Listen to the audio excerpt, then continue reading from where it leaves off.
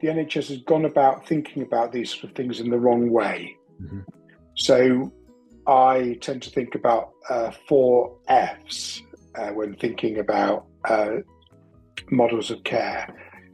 Historically, the NHS has started thinking about form and funding. And those things are important, but in my mind, they're not the place to start. The place to start is to think about a focus on people with complex needs, a focus on long-term conditions, a focus on acute care needs, etc., prevention, the other one I mentioned, and then to think about what are the functions that are required to meet those needs. So I tend to think about, first and foremost, focus, then functions, then funding, and only finally organisational form changes if required. So before we think about the structure and the funding of an integrated neighbourhood team, we need to think about what are the problems that we require an integrated neighbourhood team to tackle, which people need integrated care from different professionals and different organisations, and how do we deliver that integrated care. So I think the first thing to start in this I accept complex journey is the way we think about the challenge.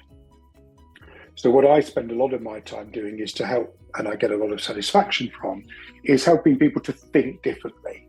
Mm-hmm.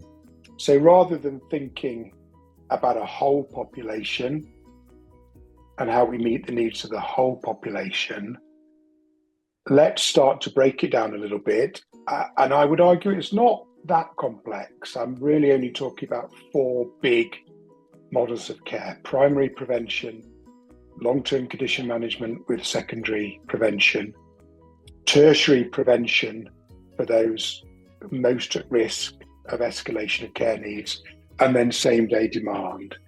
So if we think, rather than as a single whole, we think about those 4 big challenges, those 4 big models of care, and think with an open mind how we deliver that within an area, a community. So I don't think it has to be too complex.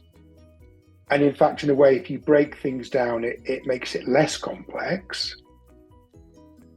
And then we need to think about probably not starting in all those areas at one time, but ask an area, well, what is your greatest challenge at the moment? Is it meeting same-day demand? Is it long-term condition management, et cetera, and then start somewhere. Start with a focus on a priority area and start to engage with managers, clinicians, patients and carers about how we can create an alternative way of working that's better for everybody.